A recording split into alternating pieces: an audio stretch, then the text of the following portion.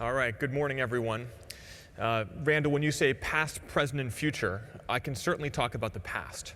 Now, I titled this talk The Ad Tech Renaissance, and last night, in a fit of panic, I realized I know very little about the Renaissance. So I went to Wikipedia, and I read all about it. And so I'm here to share with you the true beginnings of ad technology. That's right, the Italian Renaissance from the 1500s. Now, one thing you probably don't know about the Renaissance is that it happened not just because people started caring about Greek and Latin literature again, but because the rise of a new system of capitalism allowed commerce to emerge where patrons, wealthy individuals, sponsors, could actually pay for amazing art. And I believe if you look forward to where we are today, the goal I think we all have for this industry is that we can find monetization that funds creativity, that funds original content, that allows the brilliant things that make the internet interesting. For instance, Snap, as we'll hear from Enron in a few minutes, that's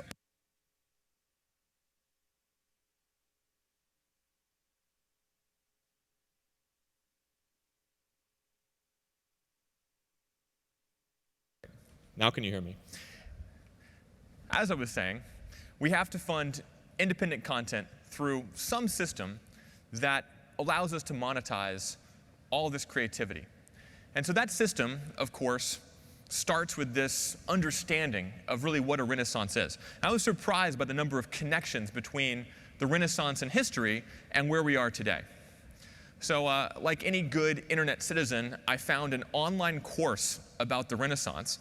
And instead of going to the piano bar with Randall last night, I read and learned about the Renaissance. So a few facts, and I know it's Tuesday morning and you're all out late. This is important, I think. So here's a few things you don't know. So the Renaissance started with this renewed emphasis on culture and learning, access to these incredible trade routes throughout the Mediterranean, and something called humanism, which is the idea that the individual actually matters. We're not controlled by some kind of preordained destiny from God or the divine, that people matter. That caused this Renaissance, and then we have things like Gutenberg with the Bible spreading ideas everywhere, spreading literacy. And we have this idea of the secular life, where not everything happens within this religious sphere. And then, of course, the effects of the Renaissance are things like the scientific method, where we question traditional beliefs. We lead to the scientific revolution, where we have extraordinary scientists who change the way we see and understand the universe. And of course, we have these incredible artists and intellectuals who create things like the Mona Lisa that we all go look at and say, wow, it's small, but still very impactful. So how does this possibly connect to ad tech? Well, let me give you my theory of where and how the ad tech renaissance happens. Now, I made this slide. This is not from an online course, but if anyone wants to take it there, go for it. I'll open source this. So let's look at the causes that will lead to this renaissance. It's a period, I think, of great intellectual and creative achievement. I think it's going to start now. And I think it will lead to a rebirth in innovation, not just in the advertising sphere, but the entire economy. The internet will be fueled by the commerce that we generate. So what are the causes of this revolution? Well, first, instead of an emphasis on rediscovering culture and learning, I think we're going to see an emphasis on machine learning. I think the AI revolution is going to bring us new technologies that will allow us to do incredible new things across advertising and commerce. Second, where before, 500 years ago, we had trade routes, today I think we're going to have seamless, transparent, efficient trading between buyers and sellers across the internet sphere. And third, I think we're still in a world where humanism matters. We have to bring the human back into advertising. We think a lot about cookies and users. Can we have an IAB meeting where we don't say the word user? I think we could do it. Let's talk about people. Let's talk about influence. Let's talk about stories. Let's talk about things that actually impact how people make decisions in their everyday life. That has to be core to anything we do going forward, because for at least the next couple of decades, people are the consumers, not the artificial intelligences. We still have to address them. So that's going to cause this renaissance. Now, what does that renaissance look like? Well, instead of the Gutenberg printing press, now I think we'll have an economic engine that allows us to fuel this spread of ideas, this spread of content. And I think in this world where we talk a lot about things like fake news, we have to find ways to fund the production and dissemination of all kinds of content, wherever you draw that line. I think we'll also see exchanges operate in different currencies, where instead of thinking only in the context of impressions and users and things like that that just don't make any sense, we talk about how do we influence people to change their behavior. Now, there's this idea of a secular life. Now, I'm not sure exactly how that turns into advertising terminology, but I do think we've all been following perhaps a false religion. This idea that we've had for 50 years about how brands work. There's a real question if you look at I'm going to go there, the US election. Why is it that Hillary Clinton had 500 newspapers endorse her? Donald Trump had 27. If the media is what determines access to candidates, to truth, to information, then how is it possible that Trump won the election? There's a great article today in Stratechery that says that the candidate that had the most influence on Facebook was not Donald Trump. It was Bernie Sanders. He actually had more people who were engaged with his messages than either Hillary Clinton or Donald Trump. So what stat really tells us who won the election? Is it the old world of endorsements by powerful establishment figures? Or are we in a world where consumers have no barriers between them and content? Think about that in the context of the Gutenberg Bible, where someone can go stake principles on the door of a church and change the face of religion forever. Nobody said he could post that there. That's how Facebook works. You can say anything you want. And if you say something that's compelling and powerful, whether true or not, it's going to spread around the world. That's this revolution that we're in. I think it's powerful. I think it needs to change how all of us think about everything we do every day, just like the Renaissance 500 years ago. And so the effects. I think we're just on the verge of a scientific revolution in advertising. Now, many people in the room may say, yawn, we've heard this before. But I do think it's true. I think we're seeing a world where computers are making better decisions about where and how to advertise than people can. We have evidence of this every day. We see brands questioning the impact of digital, but they're also questioning the impact of television. This is a moment when all content consumption is changing, and I do think that those same machine learning techniques that have driven a change in content distribution, meaning the algorithm decides what you see on Facebook, are going to determine what influences you from an advertising perspective. I think this is great for almost everyone, unless you're sitting in a world where you have no technology to connect the right ad with the right consumer. Another thing we learned from the election is that popular votes aren't so effective anymore. Now, of course, I talk about the Electoral College in that sense, but in reality, what we find on Facebook and other social entities is that it's not the idea or brand that has the most mass appeal that wins. It's what has the most appeal to a small subgroup of consumers so that they retweet it, or they share it, or they engage with it in some way. We now have the ability for niche products or niche ideas to spread within a small community. You might call that a filter bubble, or you might call that personalization. In either case, what we're finding is that this idea of an algorithmic engagement, as opposed to an editorial engagement, where some editor says, this is what's on the front page of the Times today, is completely changing the way our world works. And I think we're going to see, just as we saw great scientists in the first Renaissance, we're going to see great artificial intelligence. Is Watson going to be the next Copernicus? I don't know. Or Cortana, or some other system. But at the same time, I think we'll also see the rebirth of human creativity. I think we'll see great intellectual and artistic works, maybe by you. This is an opportunity for us. And that really is the definition of Renaissance, to me. A moment where creativity can overcome all of these challenges of pre-built systems, of establishment entities. We're on the verge of a new world. But what came before the Renaissance, of course, was the Dark Ages. I hate to say it, but if this religion that we all have, this religion of branding and the all-knowing agency that decides how to allocate money, this religion we've been following that's been working so well for us for decades, I don't think this is going to work anymore. And in fact, if you look past the last 10 years at the company that had the most ability to change this, and I give them great credit because they're actively doing things like AMP that will change the way the world works and fuel this renaissance, I do think, there you go, Google had their chance. But now we're going to open the web up so that anybody who wants to innovate has that opportunity. I think we see the crumbling of empires, the crumbling of things like DFP as a gateway into the internet for publishers that have hindered our ability to unlock creativity and monetization. And as that changes, we now have the ingredients for a true renaissance in ad technology. Now, this is my sign of the Dark Ages.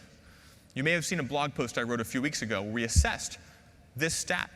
48% of all net new digital advertising dollars went to Google and Facebook. In fact, more than this, depending on how you slice the numbers. What's really interesting is 48% of new dollars didn't go to anybody else. In fact, if you're a publisher and you look at Google's financial reports, they call you a Google network website.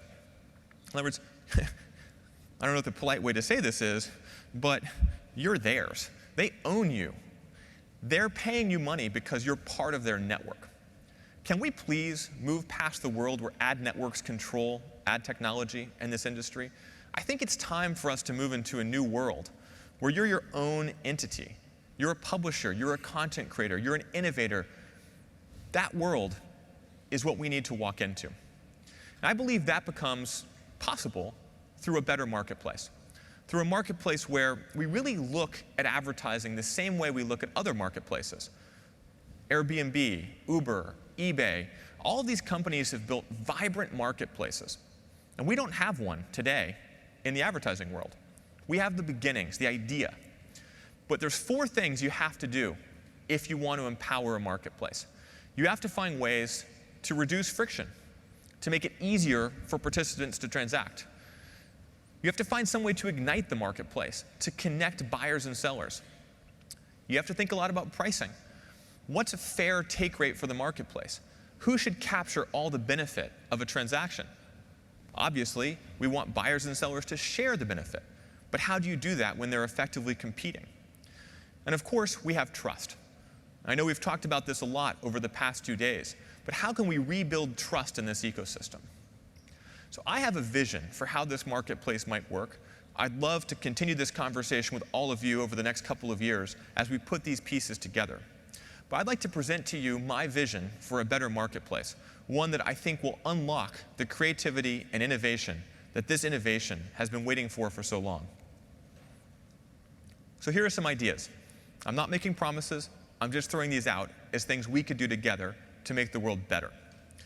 So in the area of friction, we could do things like allow buyers to transact on views. You heard Mark Pritchard say, I only want to buy viewable impressions. Why is that not the default? We have the technology for it. It's not particularly difficult. Why can't we just make this what buyers buy? And if you're a publisher and you have non-viewable inventory, you're not going to get paid for it. But that's OK, because every buyer is going to see such better outcomes that they're not going to care. They're going to pay you more.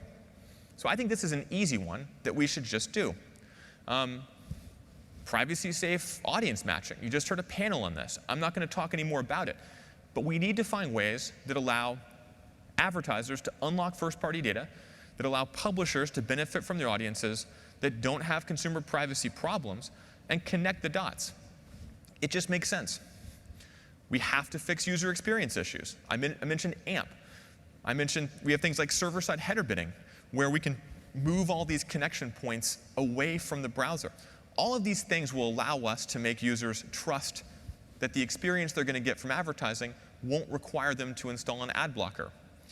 There's things like deals and private marketplaces, where we have differentiation entering the ecosystem. So two different publishers with different kinds of properties don't have to sell the same way. This basically means the end of pure audience buying. But they have to work well. They can't have all of this overhead. None of this should be new to you. But I believe we're very close to a point where we could make them happen. If we talk about liquidity, there's very obvious things here. Let's not let networks last look us. Meaning, if you're sitting on DFP and you give AdX the little checkbox that says, wait for every bid and then cherry pick what you want, that's not good for you. And that's not good for the buyer. That's a bad outcome.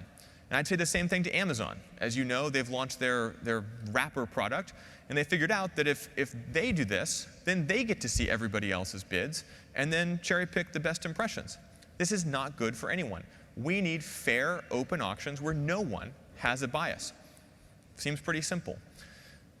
No soft floors. We've all talked about this for years. There's all these very basic things where we can reintroduce trust and liquidity in this marketplace. And of course, everything has to move towards a native standard, including video. So there's not all these layers and layers of creative complexity on top of the ecosystem. These are just simple recommendations. Trust. Let's get rid of intermediaries. Why can't buyers pay sellers directly? Not very hard technically. Really no risk here. Maybe there's some transparent clearinghouse businesses. And why not an audit trail? Why can't Mark Pritchard say, show me every dollar and where it went? We can do this. MRC and tag standards. Again, very, very basic idea. Why don't we have third-party auditors make sure that measurement standards work? Facebook, it's not that hard. And finally, we've got to figure out how to value editorial content. So if you're the New York Times or the Washington Post or Hearst or any one of these publishers that invests millions and millions of dollars every month to produce world-class content, to speak truth to power, to hold our politicians accountable, to make us laugh. All of these things come at a price. And that price means that we have to fund that content with advertising dollars differently than, let's say, viral clickbait. Not just because it's better for the world, but because I truly think it works better. We need to revalue context and content. Lastly, I say cost-effective is critical. Pricing matters here. Why is the take rate for ad tech or any kind of intermediation here more than 10%? And we've all seen those burn down charts where 40 or 50% of every dollar disappears. We don't need that much money to fund this ecosystem. Every scale player has the ability to operate at much lower take rates. And I don't mean that every company takes 10%. I mean all the companies combined in any transaction combine for less than 10%. This is critical if we want to see the digital world look anything like TV, at least in terms of scale. We need to commoditize basic ad tech. Simple things like header wrappers should be free or open source. We should have full free transparency. Anybody you choose as a vendor should tell you exactly how they make their money. And when you see their financial reports, they should look exactly like your bill. And if they don't, there's something very, very confusing and scary going on. And again, we've lost trust in this market. And finally, this sounds really basic, but outcomes should drive media price. We should have a very clear map between how well a piece of media works and how much you pay for it. And I think we see deep disconnects in that, partially because many buyers don't know or maybe don't care how well the media is actually working for them. So this is a framework. I know there's more we could add, but I'd encourage everyone here to start asking all of their partners, from the brand all the way through the agencies and ad tech players and publishers, what are we doing to get closer to this? I strongly commend Procter & Gamble for taking a first step. I commend Randall and the IAB for pushing to set these standards. And I'd encourage each group within the IAB and within this community to figure out what are the standards that will unlock an ad tech renaissance. Now, I want to make a couple of announcements here because we have done some things toward making this possible. Yesterday, Index and AppNexus announced that we will mutually support each other's server-to-server header bidding solutions. Now, this may not be obvious to some of you as to why it's so important. But if you go back to my thesis about how to make marketplaces better, this does a few things. One, it commoditizes basic ad tech. we're saying that these wrappers are now not special magical things. They're just basic pieces of infrastructure that allow interoperability across different companies. Second, by moving header bidding server-side, we actually solve a major user experience problem. We know that throwing a bunch of header calls into the browser makes it slower. Now we can do this on the server. And third, we allow unbiased and easy access to multiple partners. You're not going to get locked into a walled garden or even to a single ad tech vendor.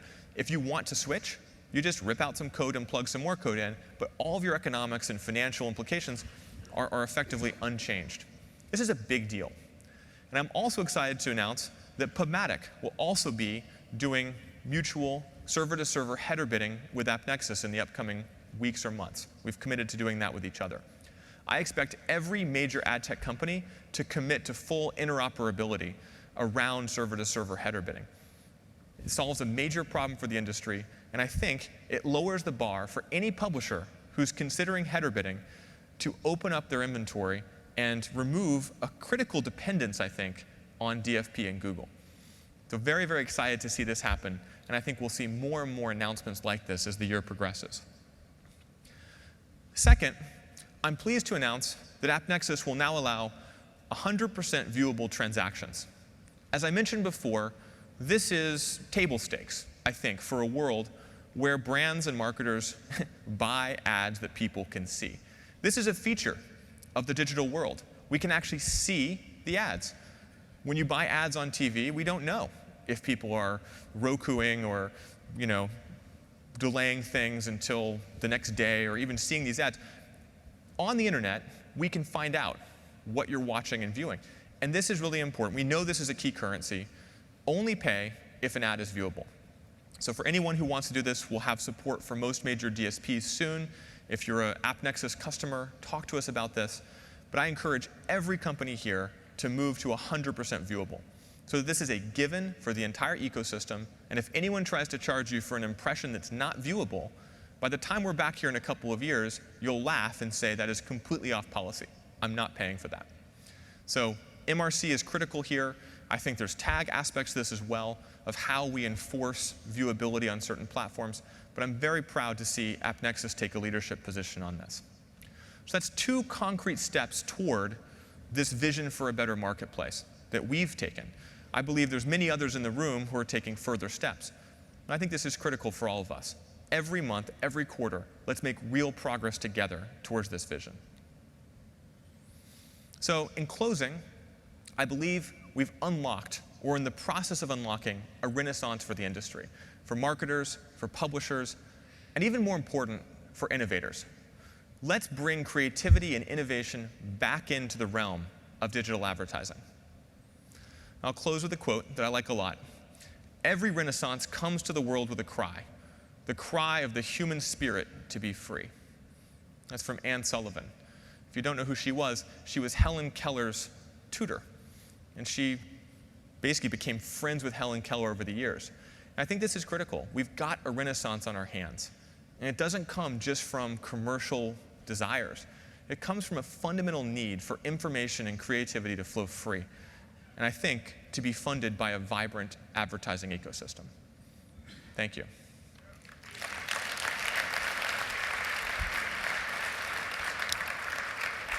Okay. Thank you. That was the paradigm of a thought leadership speech. Sit down for a minute. Yes, Dad. There's a lot to follow up in there. And we have mic runners in the audience, and I'm hoping we can get some questions from the audience, because there is a lot of important material in this. While we're waiting for people's courage to take hold and a hand to go up, I want to focus on really the underlying theme, Brian, which I think picked up on something that I talked about yesterday, that Mark was talking about the opening evening, which is the necessity and courage of individuals and individual companies to make things happen, to make decisions for themselves.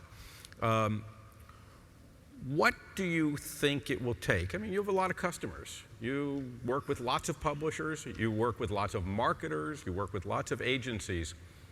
What's the stumbling block to getting them to take ownership of issues relating to supply chain malfeasance.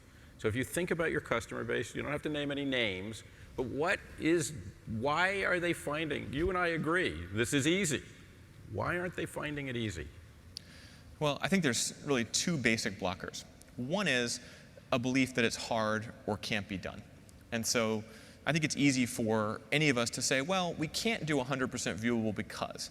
I think we can take away that block. The second challenge is that we exist in a world where incremental change is easy and disruptive change is hard. So for Mark to say, I'm not buying anything that's not viewable, does that start tomorrow? Or is he going to give us a couple of years to get the ecosystem there? I think what we need is an acknowledgement that some of these changes are going to happen faster than we feel comfortable with. And so anyone here has the ability to say, we're not going to charge for non-viewable impressions. If you're a publisher, imagine that. You're just not going to charge for them starting tomorrow, or starting, if you want, April 1st. You could do that. That would dramatically change everything. Because now your competitors have to ask the question, well, wait, why aren't you doing this? And the next publisher will say, well, how come the agency keeps saying I should? It would take one publisher to do that. And by the way, it's not that hard because if you look at, let's say, a Facebook or a YouTube, they're already selling this way. The biggest publishers have already made this decision. Why won't you? And if you're an agency or if you're anybody on the buy side, do what Mark did. Demand it. But don't demand it someday. Demand it now. I want to see some questions. Again, there was a lot of rich detail here, especially at the end, because if anybody in here is interested in header bidding, the announcement of what amounts to an open source with some of the major players joining together is pretty profound. So anybody want to ask anything about that? You're still too hungover? Well, okay, I want to ask then one follow-up, Brian, relating to what you just said. I made the comment the other night, that same thing that you did. This is simple. When we were talking about fake news, this is simple. Just get your finance department to create a list of payables, go through them, and qualify your suppliers and qualify your customers. You've actually done that. You kicked some people off. You kicked some companies off. How'd you do it? How'd you go through the process? How'd you make the decisions? And were there any negative ramifications for you? Well, I think we have a few policies that we care a lot about. So a few years ago at the ALM, we announced that we weren't going to fund piracy sites. Yep. And we were sort of unilateral on that. And we basically set up basic audit criteria and said, you are piracy if. And that was kind of complicated. If you say a file upload site where you can upload anything you want and only your friends can see it, is that piracy? Mm-hmm. If you upload a MP4? I think fake news has similar challenges. What's satire? What is, a disagreement? Right. Where's the line between spin and fakery? Yeah. Hate speech has similar problems. What I think is hate speech, you might think is, just truth. So what we did was basically have a very high bar with some definitions for hate speech. We've published actually a research paper, a thought paper by a Harvard professor on what constitutes hate speech. I personally have been involved in these decisions because they're fundamental. We've tried to depoliticize this, so take away any sense of is this liberal or conservative, and also have the intent of the advertiser in mind. When I was at Davos a couple of weeks ago, there was a human rights panel, and it was really interesting because there are fundamental human rights issues here, and not just in advertising and fake news, everywhere. And I asked the question of each person in this room, have you spoken up? Have you gone to a rally? Have you written President Trump a postcard? What have you done to stand up for what I think are basic human rights? And for us, that meant taking a stand on hate speech and fake news. But it's individual. There's not an algorithm we ran. We actually looked at these sites. We've been reading every article. We've been collaborating with other companies. But once we decided to do it, it was just a matter of doing it. Well, I'm going to go one more time out to the audience, see if there are questions. I do see a hand right here. I see a running mic coming up to you. Can you introduce yourself? Courageous man. Hi, I'm Tolman Jeffs, JGI, I guess. So what you're doing, to put it bluntly, is disintermediating Google, which is a way of freeing up a lot of money for publishers and a lot of value for consumers, and that's in the Google world. I'm curious, do you see something similar happening at some point in the Facebook world? Just as publishers take control of their inventory through header bidding, will there be a way for people to take control of their social identity and transact more directly with other people's social identity and cut Facebook out of the picture? Well, so one thing you may not know is that when Facebook started, one of the ways they got critical mass for their social marketplace was they actually scraped logins from MySpace. And so if you wanted to invite your MySpace friends to Facebook, they would actually log into your profile on MySpace, get all your friends' information, and send them emails. And so, you'd think that someday a competitor might emerge to Facebook who would do the same thing. It's actually happened last year. A company, I forget their name, basically went in and said, we're going to start allowing people to leverage their social graph inside Facebook. And so Facebook got mad because they saw the critical mass of their graph go away. And not only did they kick them off for terms of service, they tried to get criminal charges applied, as if they broke the US law for a terms of service violation. And right now, this is in the court system.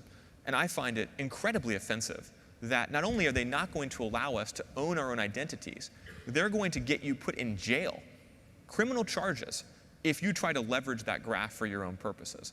So if anyone feels like writing a big check to the EFF, the Electronic Freedom Foundation, for this, I think it'd be a huge help for the ecosystem, because at the end of the day, that is ours. Our social network belongs to us. And I won't speak in terms of ad tech, because I don't think Facebook is actually focused on that. But I do think that our mission, at least at AppNexus, is help publishers get better outcomes, make more money to fund content, help marketers get better outcomes to grow their businesses, help consumers have relevant experiences, and be protected from a privacy perspective. And there's a humility to that I just don't think we see from Facebook. And so I'd encourage everyone here, all of you are influential, stand up, use your voices, find ways to change that before we end up in a world where we're all put in jail for trying to grow our businesses. Brian, thank you. Thank you for your courage. Thank you for your leadership. Thank you, man. Great presentation.